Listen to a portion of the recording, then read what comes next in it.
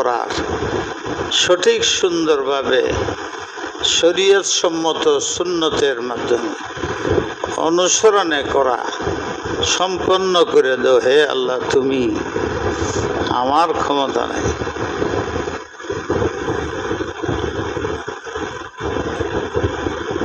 ইয়া রাব্বাল আলামিন, আপনিই তো প্রতিপালক, আপনি আমার সৃষ্টি করছেন, শরীরের রসদ ভিটামিন খাওয়া যোগাইছেন, অন্তরেরটাও আপনি ঠিক করে দেন। কি সুন্দর দোয়া। ইয়া আল্লাহ, আজকে কত তারিখ? হ্যাঁ, 23। এই রাত্রটা কি 23? মাশাআল্লাহ। হাফেজ সাহেব যখন বললেন আম্মা ইয়াতাসাআলুন আনিন নাবাইল আযীম,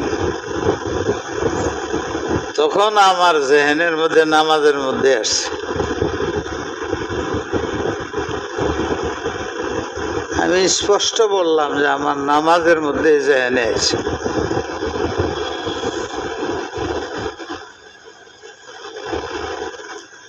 এখন নামাজের মধ্যে বাইরের জিনিস এসে গেল, নামাজ ভাঙে যাব নাকি?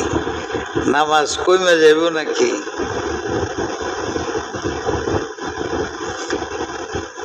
এরম কথা, এরম ধারণা ঠিক না। অনেক ধারণা আসে অনিচ্ছায়, খারাপ আসলেও নামাজের মধ্যে কোনো আসর হবে না। অনিচ্ছায় দিলের মধ্যে এসে গেছে। ওর অনেক বিষয় অনিচ্ছায় আসে, ইচ্ছায় আসে, কিন্তু এটা নামাজ সংক্রান্ত। আসবেই, নামাজ কয় রাকাত হইল, সালাম হবে না সিজদা হবে, এটি মনে রাখতে হইব না? তাহলে যখন রুকু যাই, পরে কি করতে হবে এটা মনে আসতেছে না? আসতেছে না? এইটা আশা, এটাও নামাজ নষ্ট হয়ে যাব। নামাজ সুন্দর হওয়ার দলিল যে প্রত্যেকটা আমল সময় মতো মনে আসে। এটাকে ইস্তেহজার বলে। যখন নেকির কাজ, কখন কোনটার কি নেকি সহ মনে এসে যায়। মসজিদে বাইরনির সময়, মসজিদে ঢুকার সময় মনে এসে যায়, তাহলে আমল করে ভালো। তাহলে মন এদিক সেদিক যাব না, মনকে এদিক সেদিক যাতে না যায়, এইটাকে নামাজের সাথে বা আমল সাথে রাখার তরিকা হলো রুকু, সিজদা, কেরাত, এটা সব মনে করতে থাকা খুব ভালো কাজ। এতে নামাজ নষ্ট হইব না। 3 নম্বর, কোনো কারণ মনের মধ্যে আসে, বাহিরের প্রভাবে বা আল্লাহর প্রতি কঠিন ঈমানের প্রভাবে আসে, এটাও নিষেধ। যেমন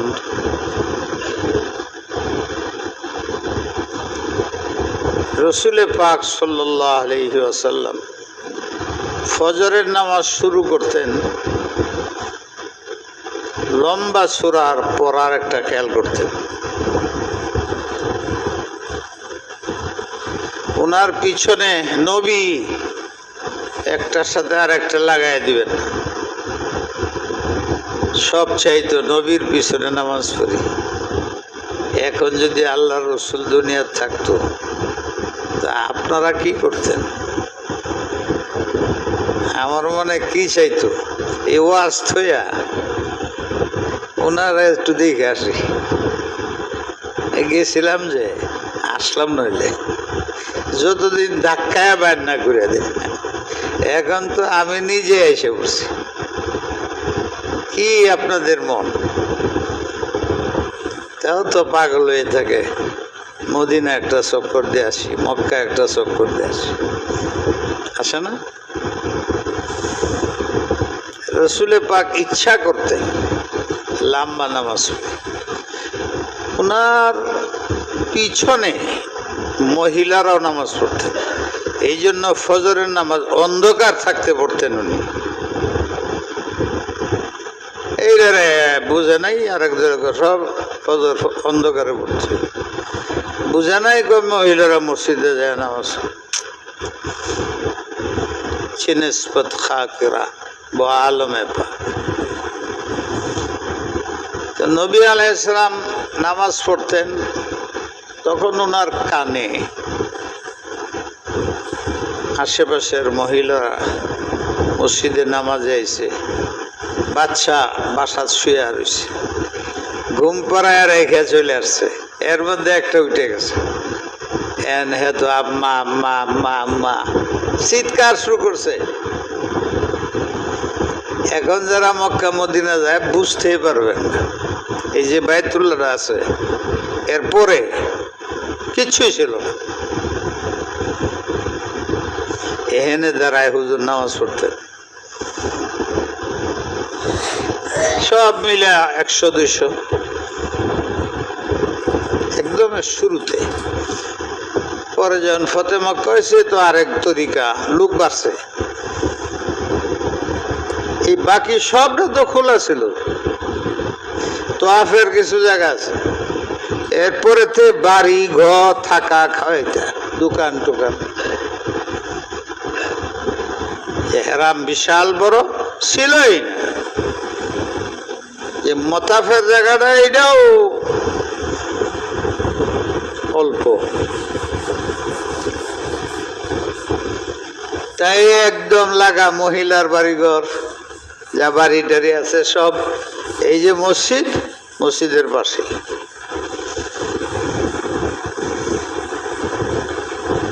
মনে করুন 15-20 জনের তোয়াফ করার জায়গাটা ছাড়া বাকি সব বাড়িঘর। সব তো বিষয় আকারে কঠিনভাবে পরিবর্তন করছেন হযরত উমর ফারুকে, তোয়াফের জায়গা বাড়াইছেন, মসজিদের এরিয়া বাড়াইছেন, পরে আস্তে আস্তে যা হয়েছে। তো ওই সময় তো এই তোয়াফের জায়গা, এটা বাইতুল্লাহ, এই তোয়াফের জায়গা এই বাড়িঘর, মাটির বাড়িঘর বেশি কাঁচা, ওই দেশের যা হয়।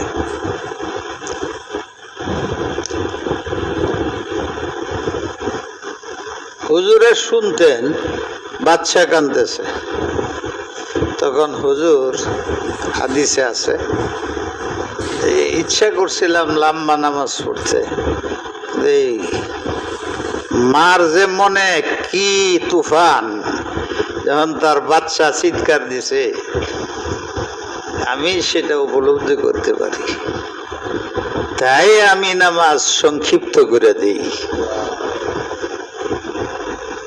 এখন বলেন, এটা তো নামাজের সাথে সম্পর্ক না, নামাজি মুসল্লির সাথে বাচ্চার সম্পর্ক, কাঁদতেছে মার মন, বাচ্চার কান্দন, মার মন নামাজে লাগতেছে না, তাড়াতাড়ি রাসূল পাক সাল্লাল্লাহু আলাইহি সাল্লাম নামাজ সংক্ষিপ্ত করে দিতে। কি বলবেন, নামাজ নবীরটা হয় নাই? বাহিরের চিন্তা তো খারাপ চিন্তা। ইসলাম কি চায়? মানুষের শান্তি চায়। এই খেয়ালটা নামাজের বাহিরের বটে,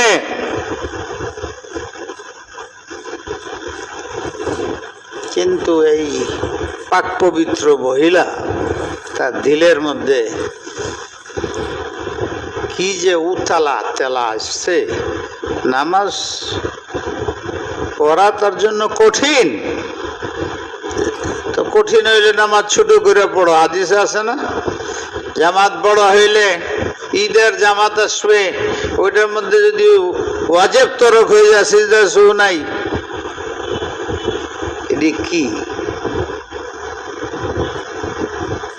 আল্লাহ আমাদের বুঝে। হজরতে উমর ফারুক, হজরতে সাদ বিন ওয়াক্কাস, দুইজন বড় সাহাবী, দুইজনে যে 10 জন যে জান্নাতের সুসংবাদ পেয়েছেন তাদের। তো উমর ফারুক আজীব ছিল।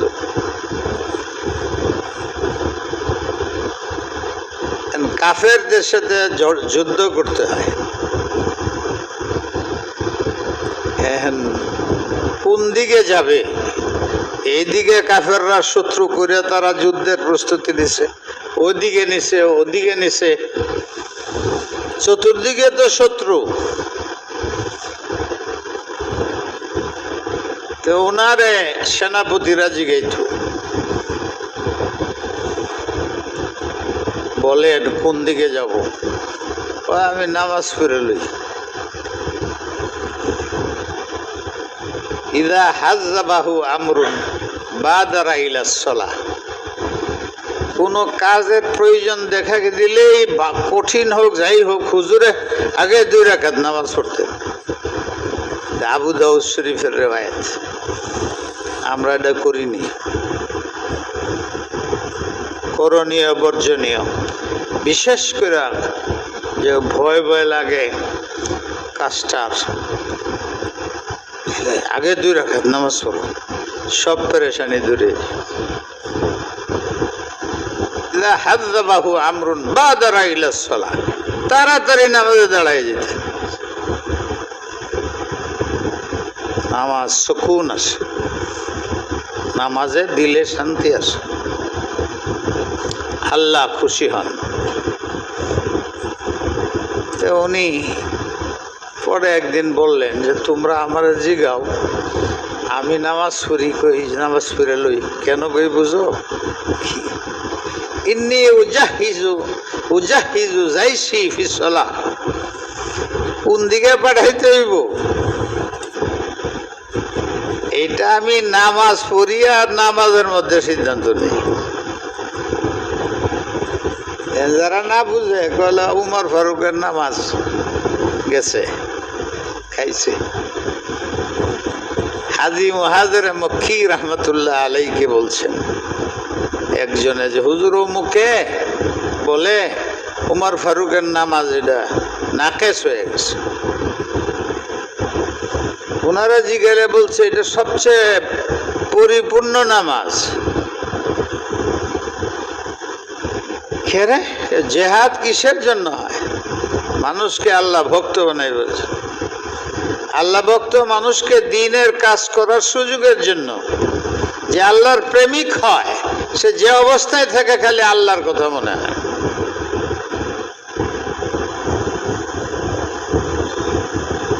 মুসলমানের মাথা উঁচু করে থাকা, স্বাধীনভাবে দ্বীনের আমল করা, এছাড়া বিশ্ব মুসলমানকে জলিল ও খার নির্যাতন করতেছে। মূল কারণ কি? হাদিসে বলে গেছে যে মুসলমান ইমানি ভাবে কমজোর হয়ে যাবে, কাফেরদের সাথে যুদ্ধ করার শক্তি মনমানসিকতা তাদের থাকবে না। সেনামুল ইসলাম, ইসলামের মাথা হইল জেহাদ, যখন এটা শেষ হয়ে যাবে তখন মুসলমানরা জলিল হইতে থাকবে। ফিলিস্তিনরা জলিল হইতেছে, সারা পৃথিবীর মুসলমানরা জলিল হইতেছে। বাংলাদেশের মুসলমান যতই চেষ্টা করতেছে দিন দিন ডুবে যেতেছে। আলেমরা শুদ্ধা। আমাদের জেহাদের কথা, পরিবেশ তৈরি করা, কোথায় করতে হবে, কেমনে করতে হবে, কি প্রস্তুতি, কি তৈরি, কোনো চিন্তা নাই। মানুষকে নিজের ভক্ত বানানোর জন্য জেহাদ করবো, জেহাদ করবো। কই করবা? কি প্রস্তুতি আছে তোমার কাছে? কিভাবে করবা? 10, 20, 40 আমিরের নেতৃত্বে করবা, না আমির একজন লাগবে? মুসলমানের সাথে করবা না কাফেরদের সাথে? হাত দিয়ে কিলায়া করবা না অস্ত্র লাগবে? খালি চেতাচেতি করলে কয়েকদিন আগে এক উপদেষ্টা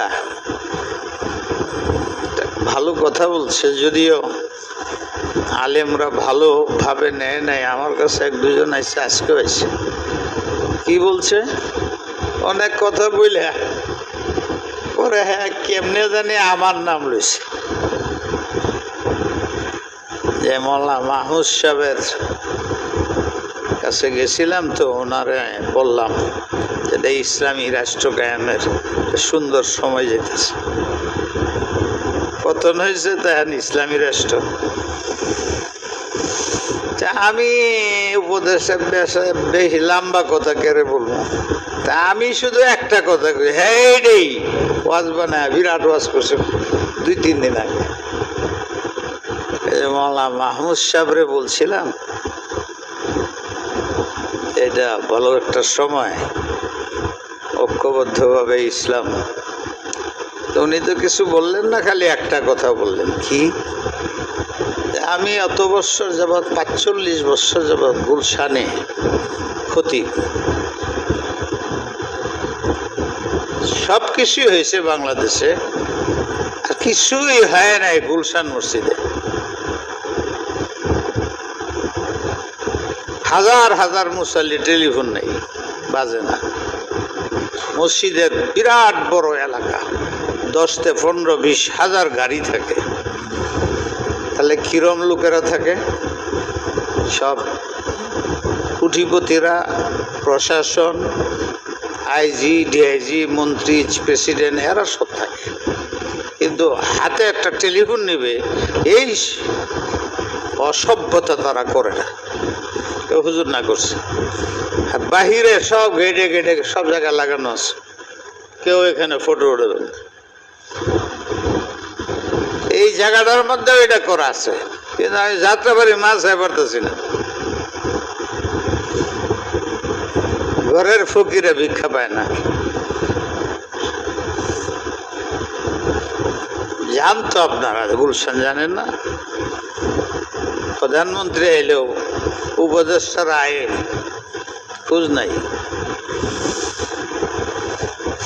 তো উনি বলছেন যে এমন একটা জায়গা যেখানে 45 বছর আমি চলছি, সেনাপতি, প্রেসিডেন্ট সব ওখানে, এত শ্রদ্ধা করে, এত মহাব্বত করে, এত দয়া করে, এত মায়া করে, আমার কোনো আইনই নেই। দুনিয়া একদিকে, আমি একদিকে, আমি যা বলি সব শুনে, করুক আর না করুক, প্রতিবাদ নেই, এমন ভদ্রভাবে থাকে। কিন্তু ওনারে আমি বললাম, এটি তো আপনাদের শুনাইলাম, হুজুর শুনেন, আমি যদি গুলশান এরিয়াতে ইলেকশনে দাঁড়াই, গুলশানে 20-25-30 হাজার লোক নামাজ পড়ে, একজনও এই কথা রাজি না যে হুজুর ভালো না, এইগুলো হারাইতে পারো সব মুসলমান, আমরার হুজুর, আমরার হুজুর, আমরার হুজুর, এইরকম হুজুর আর নাই, এইরকম হুজুর আর নাই। কিন্তু যদি আমি ইলেকশনে দাঁড়াই, আমার একটা বড় দেব না। আরো যে আমার মা বাপ সম্বন্ধে কত কিসা বাইর করবো, আমার সম্বন্ধে বাইর করবো, একেবারে পাক্কা ঢাকায় চোর বানায় ছেড়ে দেবে। এটা ওইনার কথা কইছি। আর এইরকম এই যাত্রাবাড়ি দেখবেন কিভাবে বলে, আমারে গাড়ি দেয়া চলে, গাড়ি পেলে কই, আরো কত কিছু, এখন তো এটা নাই, হুজুর হুজুর হুজুর হুজুর হুজুর ছাড়া কিছু নাই। কিন্তু তখন এমন একটা জিনিস আমার মনে চায় মাঝে মাঝে বলতে, এক বুজুর্গা বলছিল, ইমাম হয়েও না আমার মুরিদ হইলে, তোমার নিজের নামাজি হয় না, আর কোটি মানুষের নামাজের দায়িত্ব নিতেছ, আল্লাহর কাছে জবাব দিতে হইব না। আমারও এরকম মনে, আমারে ভালোবাসো, তারা এই ধরনের বাজে রাজনীতির মধ্যে যাও না, নিজের ইমান হারায় যেতেছে। কাল কইছিলাম ইফতারটারও একটা রাজনৈতিক ইস্যু বানাইছে, এইগুলোর মধ্যে আলেমরা যেতেছে।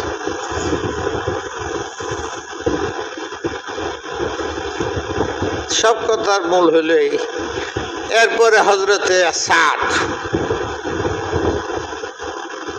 ইরাকের যুদ্ধে আটকে গেছে, ফাতা হয়ে গেছে, কিন্তু দাজলা নদী কত বড়, ওই পারে সব শত্রু সৈন্য জমা হয়েছে। ওটারা যদি কন্ট্রোল না করে চলে যায়, ইরাক ফাতা হয়েছে বটে, রাখতে পারবে না। নবী আলাইহিসসালাম কোন যুদ্ধের এরিয়া বিজয়ের পরে 3 দিন ওখানে থাকতেন, যাতে একদম দখল পুরাপুরি মোকাম্মল হয়ে যায়।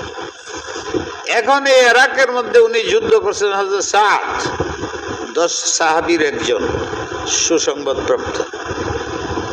এই সব যত পুল আসিন, পারহনের যা কিছু নৌকা ইত্যাদি সব ভেঙে দিয়েছে শত্রু, তারা সব ওই পাশে জমা হয়েছে। এই পাশে সাদ সৈনিক নিয়ে ওই সব যাইতেও পারতেছে না, পুরা বিজয় হয়ে গেছে, কিন্তু শত্রু এক জায়গায় জমে আবার আক্রমণ করার সুবিধা আছে। এদের শেষ করতে হবে। কেমনে করবে? 10 লাখ উপরে দিয়ে কেমনে যাইব? উনি তাদের বললেন, দাঁড়াও, আমি আসি, তোমরা এই অবস্থায় ডাকা, হেরা হেন প্রস্তুত নদীর ওই পারে, আর তোমরা এইদিকে লড়াচড়া করো না, হেরা যেন বুঝে না যে তোমরা গেছো।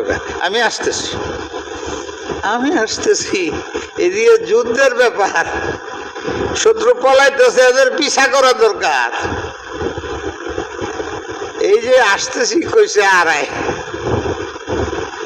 আসে না, লোক থাকে না, বলে খবর লই হুজুর কই গেল, গিয়া দেয় সিজদাত পড়ে রয়েছে,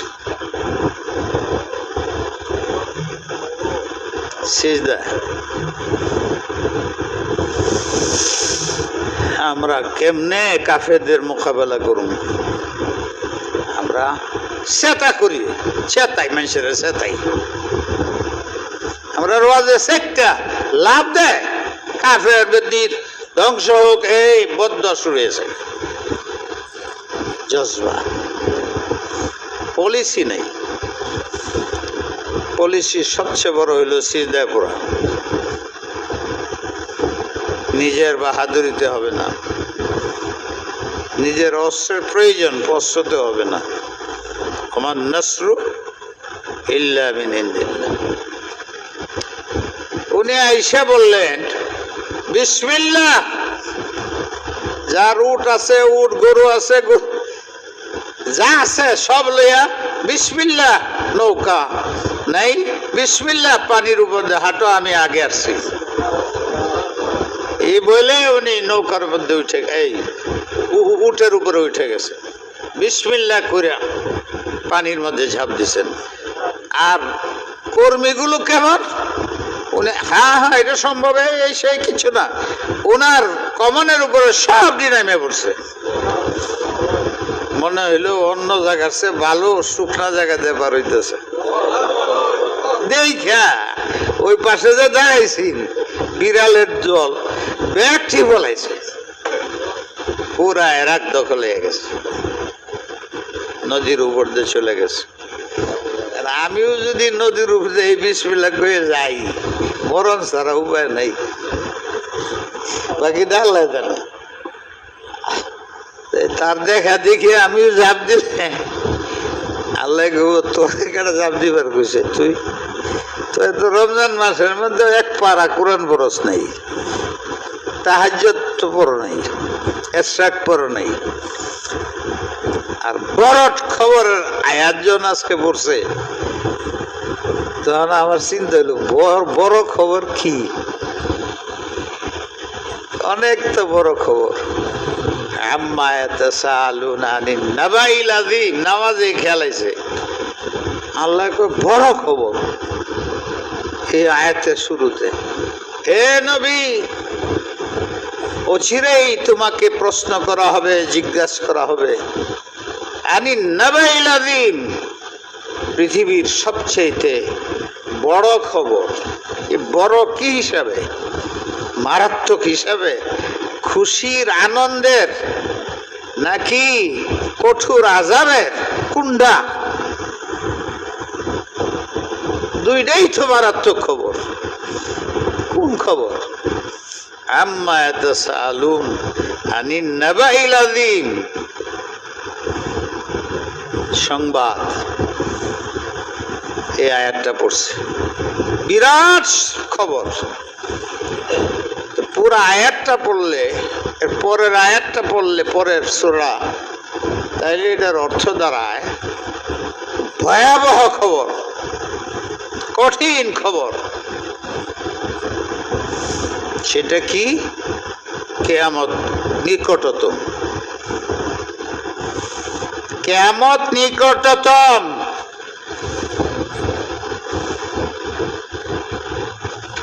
তো কিয়ামতের কথা শুনলে ভয়ানক। দ্বিতীয় সূরায় বলে ফাআম্মা মান তাগা ওয়া আসারাল হায়াতাদ দুনিয়া ফাইন্নাল জাহিমা হিয়াল মাওয়া। এই বড় খবর হলো এই যে যারা দুনিয়াকে প্রাধান্য দিয়ে জীবন কাটাইছে তারা সব জাহান্নামে যাবে। না, আপনি নিজে নিজে চিন্তা করেন, আপনি দিনকে প্রাধান্য দিছেন না দুনিয়াকে প্রাধান্য দিছেন? দুনিয়ার মধ্যে যা আছে এই আপনার মনেই বলবে। وأما من خاف مقام ربه ونهى النفس عن الهوى فإن الجنة هي المأوى। আজাল আল্লাহ আল্লাহ করছে, আল্লাহর হুকুম মানছে, কোনো পরোয়া করে নাই নিজের ইজ্জতের, সম্মানের, সম্পদের। জানায় যে অবশ্যই অবশ্যই তার জন্য জান্নাত। এটা দুটোটাই কঠিন সংবাদ। সংবাদের অর্থ হইল নির্দেশ। তাহলে এটা বোঝা হইতেছে দুনিয়াকে এখনো সময় আছে, প্রাধান্যতা দিও না। দিনকে প্রাধান্য দিয়ে কদম রাখো, আখিরাতকে প্রাধান্য দাও, দুনিয়াকে প্রাধান্য দিও না। মসজিদে থাকো, আইসো, বয়ে রইছো, এইখানে বৈশা অন্তত পক্ষে দিলে কান্দো, আল্লাহ বহু ভুল করছি, গুনাহ করছি। কিয়ামত এসে গেছে, তো কিয়ামত পরে তো আর আমল করা যাবে না। ভয়ানক খবর। এরপরে হয় জান্নাত নয় জাহান্নাম। আর এইটার মাপকাঠি হইল দুনিয়া প্রাধান্য দিলা না তুমি দিনকে প্রাধান্য দিলা। এক সংবাদ। দুই নম্বর সংবাদ, এটাও ভয়ানক, কিন্তু কারো কাছে ভয়ানক মনে হয় না। কালকে খতমে কোরআন হয়ে যাবে। আম্মা তাসলিম পড়লে মনে হয়েছে যে কালকে তাইলে শেষ। কোরআন শরীফ পড়তাম, সবাই শুনতাম, কালকে এটা কিয়ামত হয়ে যাবে।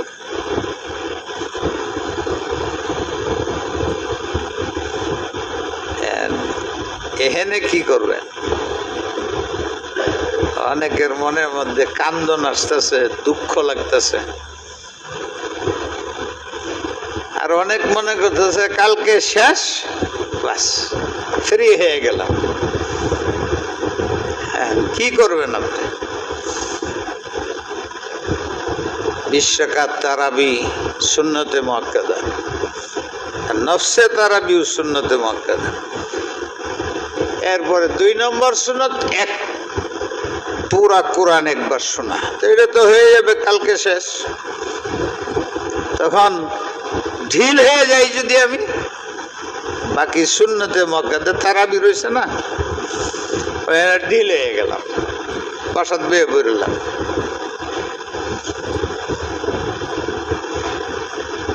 তো এটাও তো কিয়ামত, কিন্তু আমাদের অনুভূতি নেই। আমার জন্য তো কিয়ামত, যে আরো তো কতদিন রয়ে গেছে বাকি, এটা না পড়লে তো আল ইবরাতু বিল খাওয়াতিম হাদিস, তোমার ফলাফল তোমার কাজের শেষে হবে। বলছিলাম না একটু আগে, তুমি তারাবি কোরআন শরীফ আম্মায়াতে খবর আছে যে কালকে শেষ, কালকে তোমার তেলাওয়াত শেষ, খবর হইল না। এই খবরের পিছনে কি ভয়ও আছে, খুশিও আছে। তুমি কি কাল থেকে তারাবি পড়বে না? তাইলে তো তুমি শরীরকে দুনিয়াকে অপ্রাধান্য দিলা।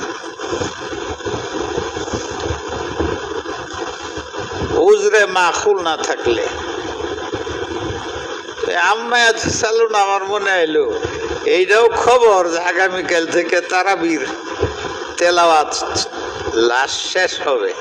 পরে কি যারা এখানে এতে ক্যাবে পড়ছে এরা তো মানিয়া না মান কি করবো থাকবো, কিন্তু বাকিরা আমার তো মনে হয় কালকে অর্ধেক লোক দেয়া যাইব। কি বলেন? এখনো তো যা আছে এটি এর বেশি। বাহিরের লোক তো আগেই সম্পদ। বাহিরের লোক যারা এতে কাফে নাই, এরকম কিরম আছেন দেখি, হাত উড়ান দেখি। যাক, মোটামুটি আছে। কালকে তেলাওয়াত শেষ, সংবাদ আজকে পাইছি। কালকে কি করবেন? আর কথা কর, কালকে আসবেন না আসবেন? ইনশাআল্লাহ। আগে করার তো আল্লাহ চায় নাই, আসি নাই, বলেন আসবো ইনশাআল্লাহ। মনে রাখেন যে এটা একটা খবর, এটি আমার নামাজের মধ্যে খেলাইতেছে, বিশাল খবর যে আম্মায়াত তাসালুন পড়ছে। তো আমি আমার পাশে যে হাফেজ সাহেব, আল্লাহ যা কাজে গেলাম, কালকে তোমরা শেষ করে দিবা? বলো হুজুর শেষ হয়ে যাব। কোন পর্যন্ত পড়বা? বলে আম্মায়াত তাসালুন এইটা বলো। সর্বনাশ, বিশাল খবর। এই জন্য আপনাদের শুনাইলাম যে আয়াত পড়ছে খবরের, খবরের দুই অর্থ করলাম আমি।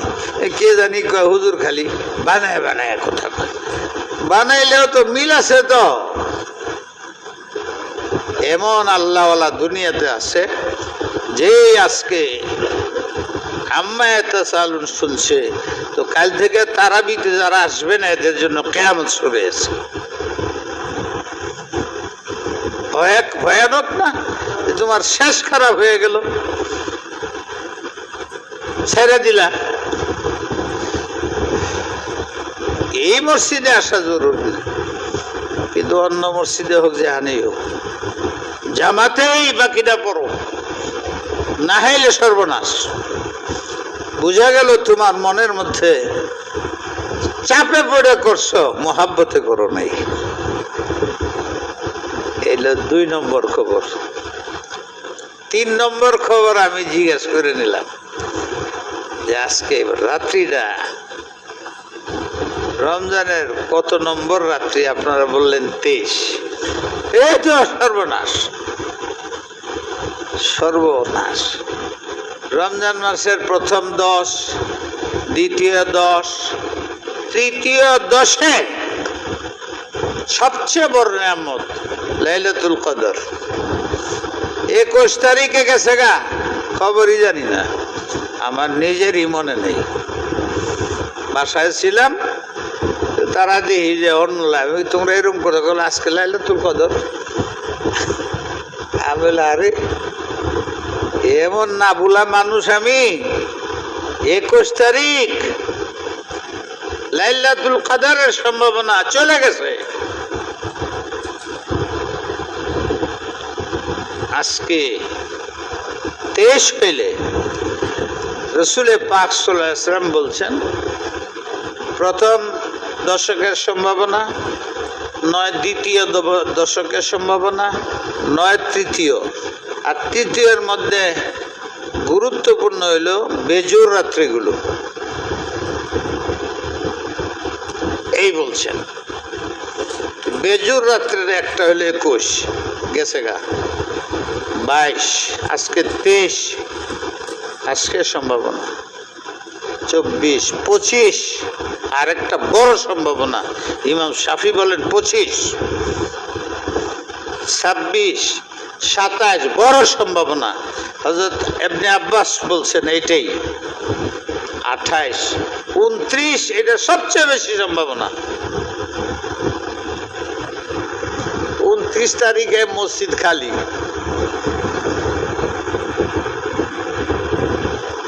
29 তারিখ যে সবে কদর হইতে পারে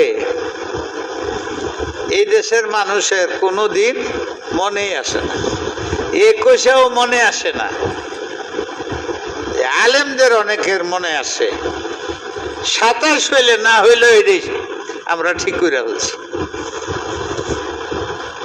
ইসলামিক ফাউন্ডেশন বা কারা কারা এলানও করছে সব তারাবি যেন 27-এ শেষ করা হয়।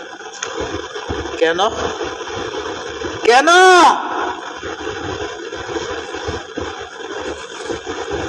এরকম কি কোনো অর্ডার আছে আল্লাহর পক্ষ, রসুলের পক্ষে? প্রতি বছর এই আহ্বান জানায়।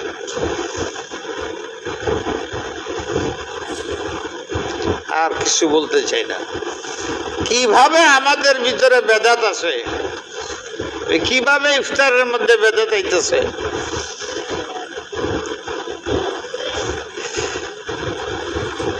ধর্ম যার যার, ঐক্য সবার, এই হয়েছে আর একটা।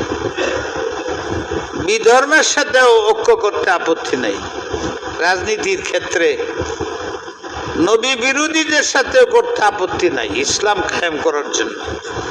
এ কি বলে মানুষে, কি কথা কয় এটা? আমার মতো দাড়িওয়ালা, টুপিওয়ালা, বাগরিওয়ালা বিরাট লিডার সে কইতেছে, পাবলিক কি করবে? ভয়াবহ খবর যে একটা মুসলমান সে রমজান মাসের শেষ দশকের খবর রাখে না। 21, 23 ওই আমেজ তো দেখি না, 25-এও দেখা যাবে না, 27-এ দেখা যাবে, 28, 29-এ মসজিদে লুকি নাই। 29-এর কথা আল্লাহ রসুলে বলে গেছেন যে ওই দিন সবে কদর হওয়ার সম্ভাবনা আছে। নাবাউন আযীম, বড় সংবাদ। কি করতেছো তোমরা? 21 তো গেল গা, 23 আজকে চলে যাবে, 25-ও চলে যাবে, 27-ও চলে যাবে, 29-ও চলে যাবে, 27 তারিখে তোমরা দৌড়াদৌড়ি করতে দেখা যাবে, বাকি খবর নেই। এই দৌড়াদৌড়ি আবার মেয়ে পুরুষ মিলে না জানি কি করো। নাবাউন আযীম আজকে তোমাদের জন্য 3 নম্বর খবর। 1 নম্বর কি বললাম বলেন? কই বলেছে?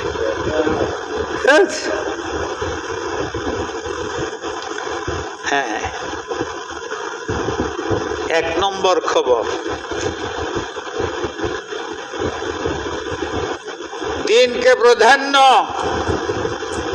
কিয়ামত হয়ে যাবে, যতদিন বাঁচে আছো দিনকে প্রাধান্য দাও, আর দুনিয়াকে প্রয়োজন মোতাবেক ওইটার সাথে দিল লাগাইও না। এই খবর। 2 নম্বর, কালকে কোরআন শরীফ খতম হবে, দোয়াও হবে। এরপরে থেকে তারাবি ছেড়ে দিও না, এটা কিয়ামত। এইটার থেকে নিজেরা বাঁচো। 3 নম্বর, এটা কিন্তু লাইলাতুল কদর পাওয়ার সময় যেতেছে, গাফলতি করলে বঞ্চিত হয়ে যাবে। কয়টা খবর হইল?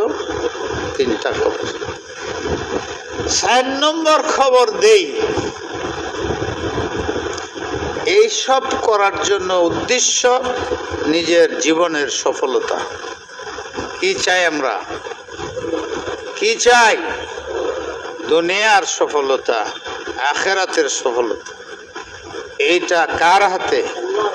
কার হাতে? এটার ঘোষণা করছেন তিনি কয়েকটা আমলের মধ্যে। এটি যারা করবে তারা সফল কাম হবে। বলবো? 1 2 করে বলে দিই, তারাই সফল হবে। দেখতে যাই, দেখা যাক সফলতা তাদের। তারা কারা?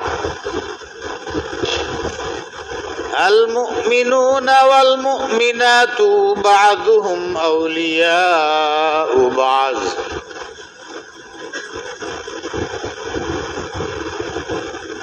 মুমিন মহিলা পুরুষ, নারী পুরুষ মহিলা মুমিন, এদের মধ্যে হিংসা নাই,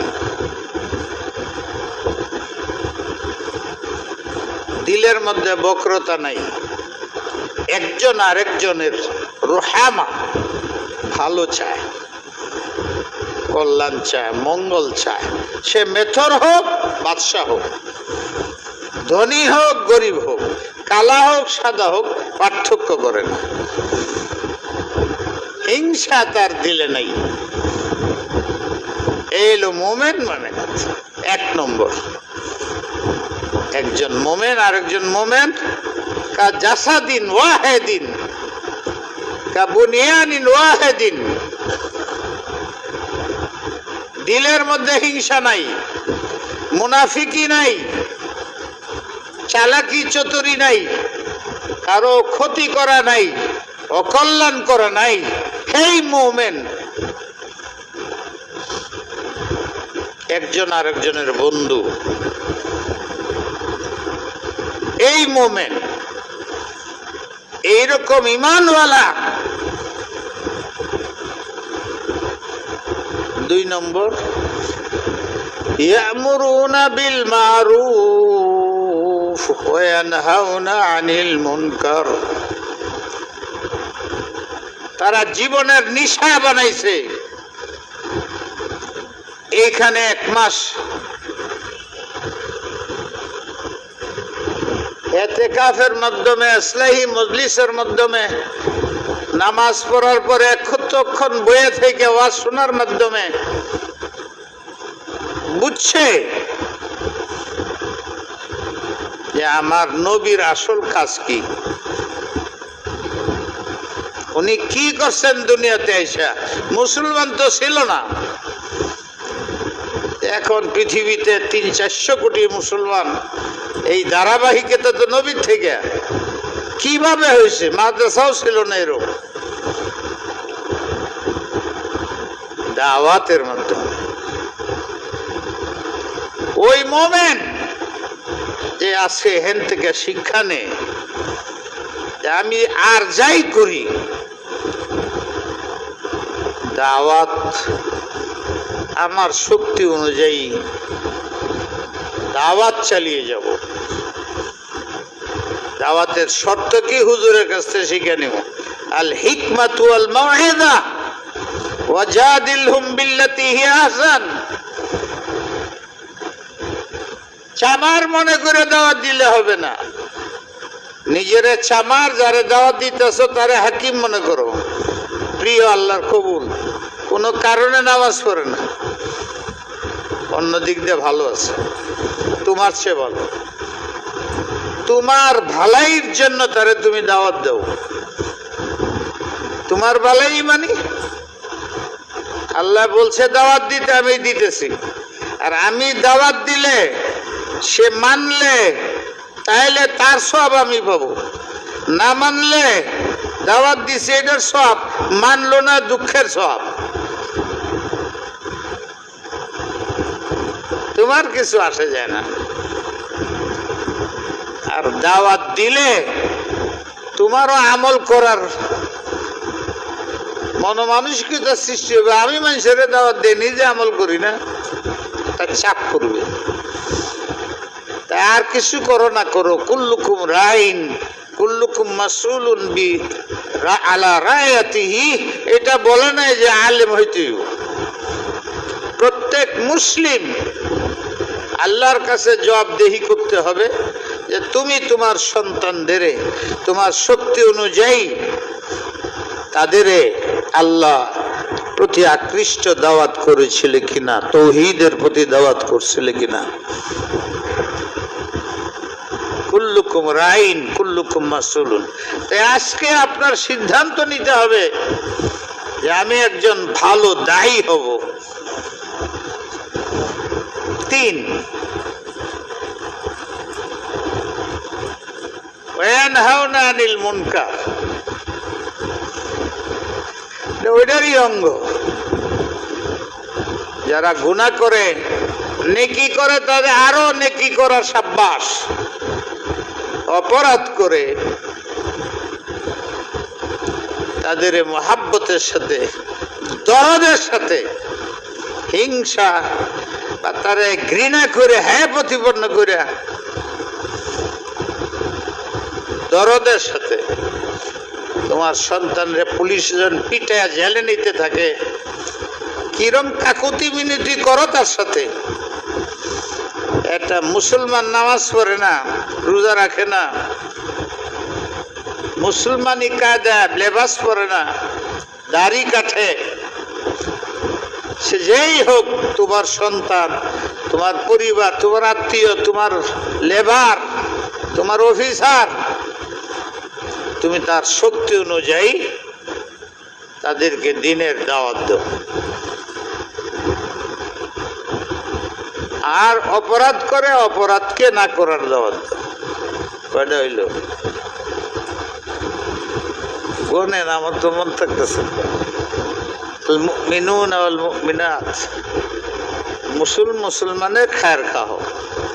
2 নম্বর, ভালো কাজের একমতের সাথে দাওয়াত দাও। 3 নম্বর, মুনকারকে মহাব্বতের সাথে, দরদের সাথে কম করাও।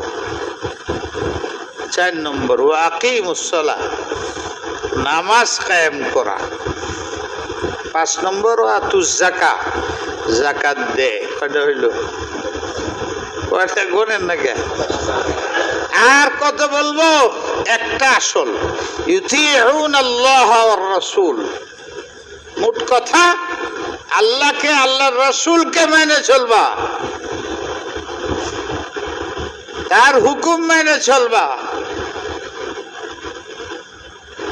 কয়টা হইল? ভুলে গেছে? কেউ কইতে পারে না, গণ্য ওরা গেল 6টা। তাহলে কি হবে? সায়ারহামুহুমুল্লাহ। এই 6 কাজ যারা করে, আদেশ দিলাম আমি করতে, তাদেরকে আমি রহম করে কামিয়াব করে দেব। কেমনে করবা? ইন্নাল্লাহ আজিজুন হাকিম, উনি বড় ক্ষমতাশালী হাকিম। এই কাজটির মধ্যে আমি রাখছি বান্দার দুনিয়া এবং আখিরাতের কামিয়াবি। তাইলে যদি সফলতা চাও দুনিয়া আখিরাতের, কি করতে হবে? 1 নম্বর, মুমিনের প্রতি খায়ের খা, ভালো। 2, 3, 4 নামাজ কায়েম করা। 5 যাকাত দাও। 6 সমস্ত বিষয়ে নবীর সুন্নতকে পালন করা। রাজি আছেন? আল্লাহুম্মা আমিন। আল্লাহুম্মা সাল্লি ওয়া সাল্লিম ওয়া বারিক আলা সাইয়্যিদিনা ওয়া মাওলানা মুহাম্মদ। রব্বি ইয়াসসির ওয়া লা তুআসসির ওয়াতাম্মিম বিল খায়র। বিরাট খবর তোমার আল্লাহ। স্থায়ী জাহান্নামে যাও, অস্থায়ী জাহান্নামে যাও, স্থায়ী জান্নাতে যাও। জান্নাতে অস্থায়ী ব্যবস্থা নেই। আল্লাহ এই ফয়সালা তুমি এই 10 দিনের মধ্যে করবা। ফেরেশতা নিয়োগ করে কাগজ কলম নিয়ে বসায় দিছ, তারা জান্নাতে যাবে, তারা জাহান্নামে যাবে। জাফাল কলম বিমা আনতা লাক, এরপরে তোমার কলমের কালি শুকায় যাবে, আর লেখা যাবে না, এই বৎসর অন্তপক্ষে যাবে না। যে রমজান পর্যন্ত সময়ের মধ্যে যদি মৃত্যু হয়ে যায়, আগামী রমজান যদি না পাই, এই সুযোগ আসবে না। আল্লাহ, এত রাত্রে তোমার কাছে হাত উঠায় কাঁদতেছি, গুনার স্বীকার করতেছি। আল্লাহ, এক আমরা তোমার যোগ্য না, নিজেকে তোমার বান্দা বলতে লজ্জাবোধ হয়, কিন্তু কি করি, শয়তানের চক্রান্ত ভাঙতে পারি না। আর এদিকে ইমানে কুলায় না, শক্তি নাই। রমজান মাস শেষ হয়ে যেতেছে, স্থায়ী জিন্দেগি কবর, হাসর, হিসাব নিকাশ, সিরাত পার হইতে হবে, এইটাই দিলের মধ্যে আসে না। দুনিয়া এত সুন্দর, সাপের মতো দেখতে সুন্দর, বিষে ভরা, মুখে বলি কিন্তু দিলে আসে না। হারাম টাকা কামাই করি, হারাম টাকা খাই।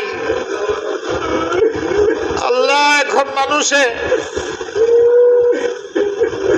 হালালের চিন্তাই করে না, দান খেরাতের চিন্তাই করে না। এই দিনই প্রতিষ্ঠানগুলো চলে, যাকাত দেয়, কিন্তু এখানের হুজুররা কিভাবে তাদের বেতন পাবে? এখানে ঘর বানাইতে হয়, এটা কেমনে বানাবে? কিতাব কিনতে হয়, এটা কেমনে কিনবে? এটি তো যাকাতের টাকা দিয়ে চলে না। এরা দিনের কাজ করে রাত দিন 24 ঘন্টা, হাফেজ হয়ে কোরআন শুনাইতেছে সারা দেশের মধ্যে। এটা তো যাকাতের টাকা দিয়ে বেতন দেওয়া যায় না, যাকাতের টাকা দিয়ে মাদ্রাসা করা যায় না। কিন্তু যারা দেয় তারা শুধু যাকাতের টাকা দেয়, তার জন্য তাদের পিছনে ঘুরতে হয়। কেন ঘুরেন? ওই যে আল্লাহর কোরআন ভিতরে আছে, কি করি? এ দাওয়াতের হুকুম দিছে, তালিম করতে বলছে, তরবিয়তের আদেশ আমার উপরে, কি কেমনে করব? এটা জায়গা তো লাগে। আয় তো শুধু বস্তির পোলাপান, গরিব ঘরের পোলাপান, কোরআন শিক্ষার দিকে তো ধনীরা নাই। হাদিসে হুজুর বলছেন, তোমাদের দিলাম এলেম, ইমান, এলেম, আর তাদের দিলাম অর্থ। এটা বিশাল পরীক্ষা, উভয়ের পরীক্ষা। তুমি পয়সা পায়া খালি যাকাত দাও, যাকাতও দাও না, যাকাত দাও তো ওই ঘর কেডা বানায় দিবে? কিতাব কিনবে কে? বেতন দিবে কে? এত 24 ঘন্টা মাদ্রাসায় পড়ে থাকে, বোর্ডিং চালায় যাকাতের দ্বারা, গরিব এতিমদের চলে। ওইটাই সুবিধা দেও, পড়াইবে উস্তাদের বেতন কই পাবো আমি? শুধু আমি না, সারা বাংলাদেশ এই বিপদে আছে। এরপরেও কষ্ট করে পড়ে, ওদের প্রতি বিদ্বেষ, মূর্খ, অশিক্ষিত, ফকির, যাকাত ফিতরা খায়, এইসব বদনাম করতেছে। আপনার সাথে আমার পুরানো সম্পর্ক। আমি এই মাসাটা ছেড়ে দিলে আমার জন্য 1 লাখ টাকা মাসে কায়েম করা তো কোনো কঠিন না। 1 লাখ না 1 কোটি কামাই করতে পারি আমি। রমজানের প্রতি মাসে 1 কোটি পাই, ব্যবস্থা আছে। ব্যবসা করলে প্রত্যেকটা ব্যাংক আমাকে লোন দিবে। আপনার তুলনায় আমার গ্রাহক বেশি হবে, এত বিশ্বাস করবে দেখে। আর বিশ্বাসটা যদি ঠিক রাখি, আপনার 40 বছরের ব্যবসা আমি 10 বছরে উঠে নেব। আমি তো অসৎ কাজ করব না, ঘুষ দেব না, সুদ দেব না। আল্লাহ বরকত দিবেন, মানুষে বুঝবে এনার সাথে কাজ করা ভালো। কিন্তু পারি না কেন? এই রাত্রে 12টা পর্যন্ত এনে বসে আপনাদের হলেও এরম করি কেন? আল্লাহ আমার এটা জিগাবে না তুমি কি করছো? আল্লাহ পাক আমাকে জিগাবেন, যারা তোমাকে মহাব্বত করতো ওদের তুমি আমার মহাব্বত শিখাইছো কিনা? ওদের তুমি তেলাওয়াতের কথা বলছো কিনা? নামাজের কথা বলছো কিনা? তোমার কাছে এসে বসে থাকতো, তুমি ঘুমিয়ে থাকতা কিনা? না কিছু শুনাইছিলা, আমল শিখাইছিলা, মস্ক করাইছিলা, বুঝাইছিলা, তালিম করছিলা, তরবিয়ত করছিলা? এইটা আমারে জিগাবে। আমার আমল পরে, আগে আমার মুসল্লিদের আমল, আমার মুহিব্বিনদের আমল, আমার মুরিদরা আমি কি করলাম, আমার ছাত্রদের, এদের জবাব আমাকে আগে দিতে হবে। যেহেতু আমার আখিরাতকে আমি প্রাধান্যতা দেই, এই জন্য আমার ফিকির, চোখের পানি যায় না, খালি চিন্তা, খালি চিন্তা। 1000 কাল নেক কাজ করলেও আমার হবে না যতক্ষণ পর্যন্ত আমার এলাকার মানুষ, আমার সম্পৃক্ত মহাব্বতের মানুষগুলো না বলে যে হুজুর হুজুরের দায়িত্ব পালন করছেন। রাসূলে পাক সাল্লাল্লাহু আলাইহি সাল্লাম আরফার ময়দানে জিজ্ঞাসেন, হাল বাল্লাগতু, হাল বাল্লাগতু, হাল বাল্লাগতু। হে সাহাবারা, আমাকে আল্লাহ পাঠাইছিলেন তোমাদের মুআল্লিম বানায়া, শিক্ষক বানায়া, আল্লাহর হুকুম পৌঁছানোর জন্য, শিখাইবার জন্য, তোমার দিল সাফ করার জন্য। আমি কি, হে আরাফার সাহাবীরা বলো, আমি কি এই কাজটা করছি? করছি, করছি। 3 বার জিজ্ঞেস আল্লাহর রাসূল জিজ্ঞাসা, আমি কি আমার দায়িত্ব আদায় করছি? তারা বলছে, কালু ইয়া রাসূলুল্লাহ বাল্লাগতানা, বাল্লাগতানা, বাল্লাগতানা। 3 বারই বলছে। হাতটি বোধহয় উঠাই রাখছে, এমনি জিবরিল আইছে, আল ইয়াউমা আকমালতু লাকুম দীনাকুম ওয়া আতমামতু আলাইকুম নি'মাতি ওয়া রাদিতু লাকুমুল ইসলাম দীনা। হে নবী, আমি আসমান, দুনিয়া, ফেরেশতা সবার পক্ষ থেকে বলতেছি, তুমি তোমার দায়িত্ব পালন করছো। আল্লাহ বলছেন, আয়াত নাযিল করছে, বলা হয় এটা আরাফার মধ্যে সর্বশেষ আয়াত। যখন সাহাবারা সাক্ষী দিছে যে আপনি আপনার দায়িত্ব পালন করছেন, তখন আল্লাহ এটাকে স্বীকৃতি দিয়েছেন। আপনারা যদি স্বীকৃতি দেন, হুজুর আমাদের যা পারছে শোনাইছে, গয়না গয়না এই বিষয়, এই বিষয় কালকে কয়েকটার কথা বলছি। আজকে এনতে যাবেন, বাইর হবেন, রমজান মাস কি করবেন বাইরিয়া, ওই কর্মসূচি আগাড়ি একামার্সের কি 1 নম্বর, মোমেন মোমেন ভাই ভাই, একজন আরেকজনের ক্ষতি করবেন না। মোমেন মোমেনের ভাই ভাই, একজন আরেকজনকে দাওয়াত দিবেন, খায়রের দাওয়াত, সার বর্জনের দাওয়াত।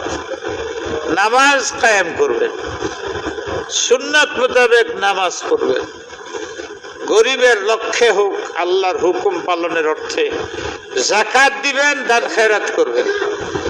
বন্ধুত্ব বৃদ্ধি পায়, মহব্বত বৃদ্ধি পায়, আল্লাহর গজব ঠান্ডা। মোট কথা হইল করণীয় বর্জনীয় ব্যাপারে মডেল হইল আল্লাহ রসুল, রসুলের সুন্নত,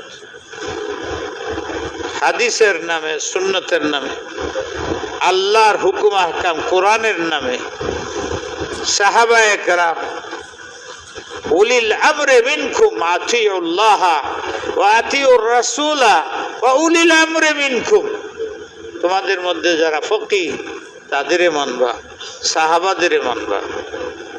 আমিনু কামা আমানান নাস, সাহাবাদেরই মানবা।